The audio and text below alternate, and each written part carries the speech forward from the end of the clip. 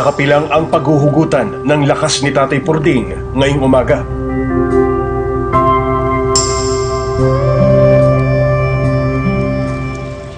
At handa na siyang pumalaot.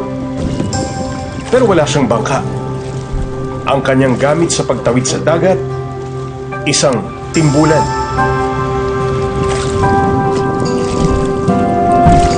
Gawa sa kawayan at styrofoam, ito ang gamit sa paghahanap buhay ng 68 anyos na matanda.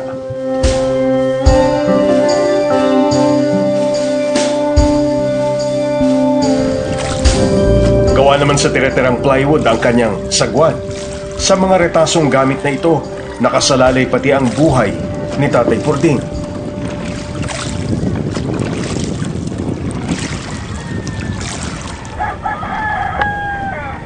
Nakasusulasok na amoy ang sumalubong kay Tatay Pording. Makaraan ng halos 1 oras ng pagsasagwan. Sa bahaging ito ng barangay Hapilan sa Tondo, hindi isda o tahong ang lamang dagat, kundi basura.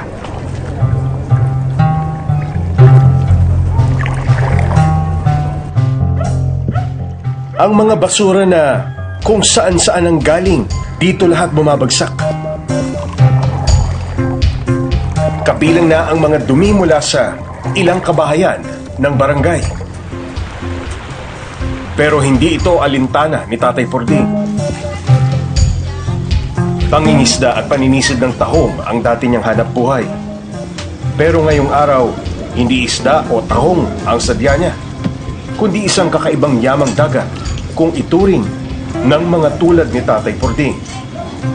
Ang kanyang hanap, mga naanod na kahoy na pwedeng gawing uling.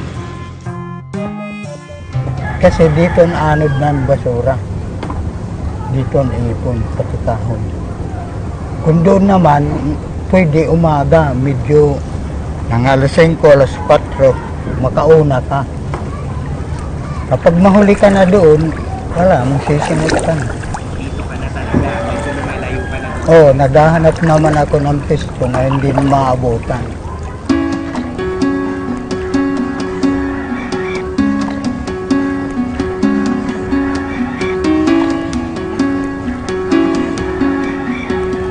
Ayun reject pang gamit namin. Yung maganda yun ang binibig.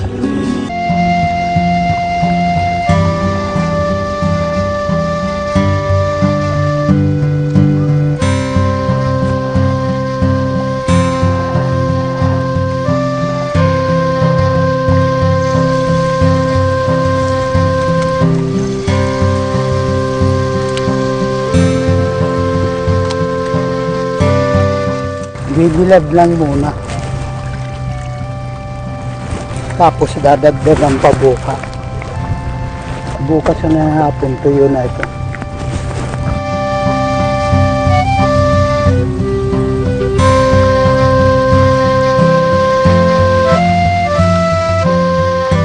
Kapag tuyo na ang mga kahoy, saka niya ito lulutuin para maging uling. Yung init ho, hindi ho ba nakakaano sa inyo? Minsan mainit pag umaano ako, nasilong. Sa likod, hindi ho masakit? Hindi naman ho masakit yung likod nyo, nakuba na ho kayo eh. Oo, pero masakit kapag kapag medyo inuyuko ko, hindi naman gaano. Pag steady lang masakit. Matapos isalansan ang mga basang kahoy, sinimulan naman niya ang pagsusupot ng mga uling na niluto niya kahapon. Katulad dito, nagbabalo. Inuling ko kagabi, tapos ito na ngayon. Kailan nyo pa po yan niluto, tay? Kahapon ng hapon, umabot alas 10 ng gabi.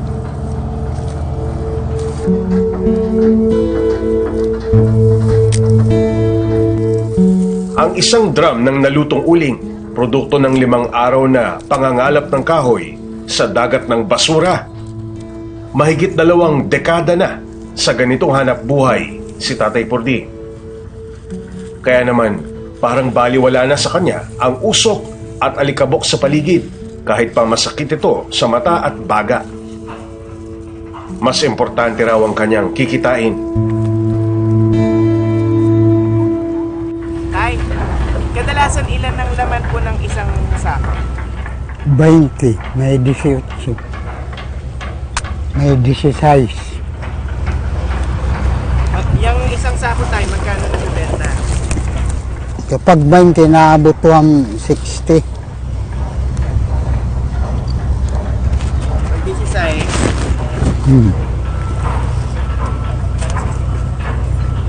mga magkano yan tayo? Nabibenta yung isang sako? 160.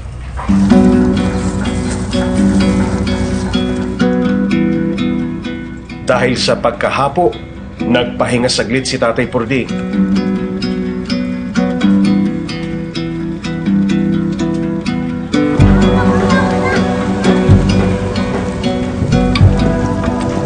Nang oras ng tanghalian, binitbit na ni Tatay Purding ang 2 sako ng binalot niyang uling.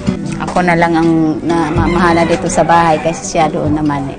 Hindi naman kami pwedeng dalawa nandoon kasi dito sa bahay wala naman mag-iintindi. Yung pag napapagod na siya at nagugutom na uwi siya dito, mayroon na siyang pagkain dito.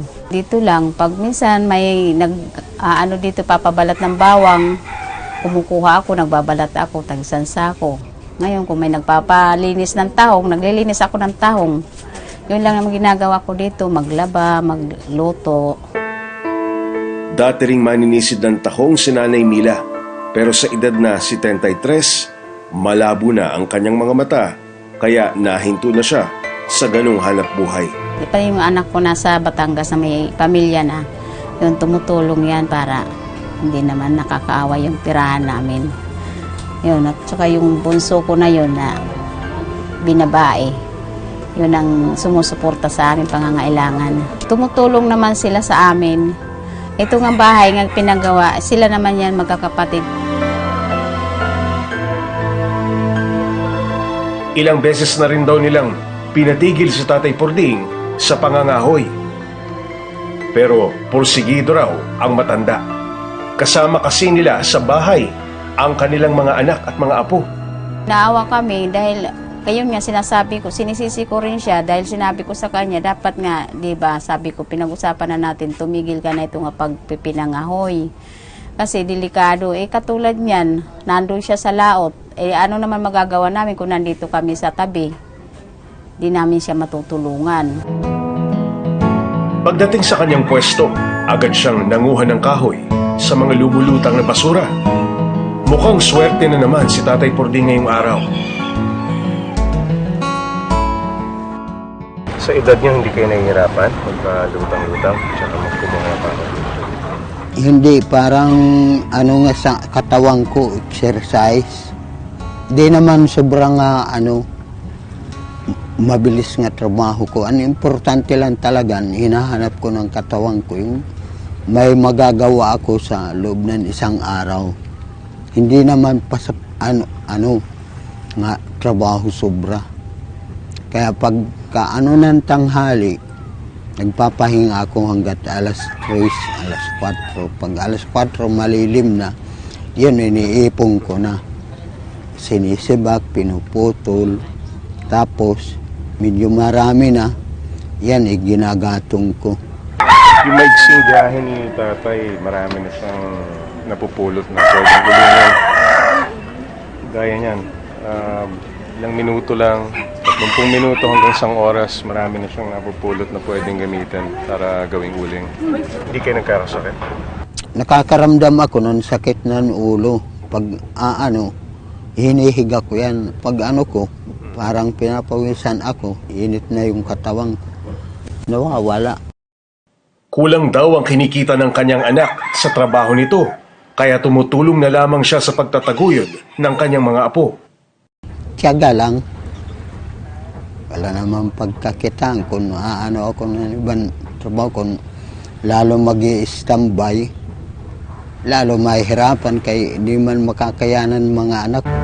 Dahil marami na rin ang naipong kahoy ni Tatay Purding, nagpasya na siyang bumalik sa kanyang kubo.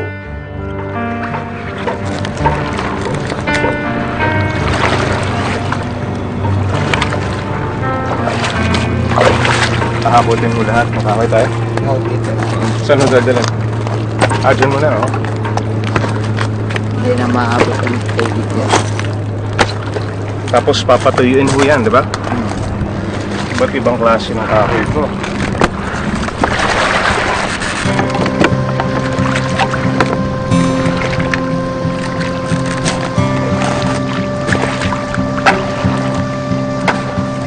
May araw ho ba na walang inaanod na kahoy? May araw din na walang kahoy? Yun, walang kahoy. May mga pako pa yung iba, no? Delikado rin pala.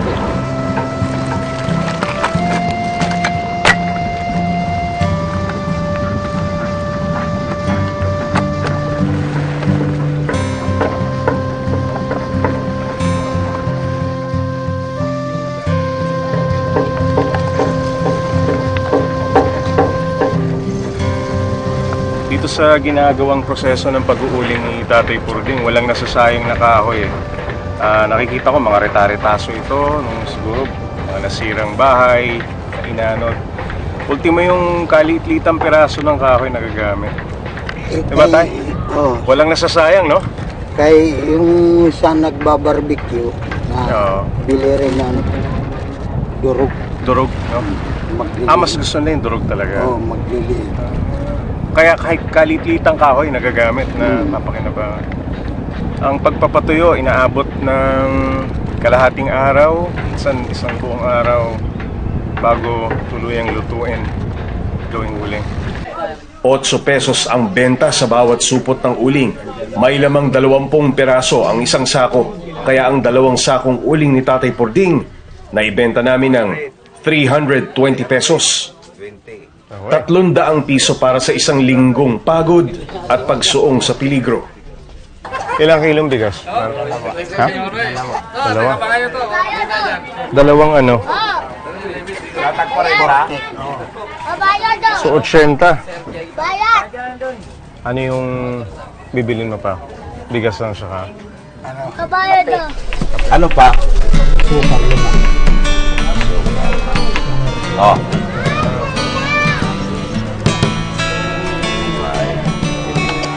Salamat, Tay. Sige, thank you.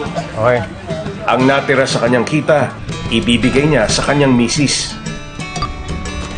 Tay, yung pag-uuling niyo hanggang kailan yung gagawin?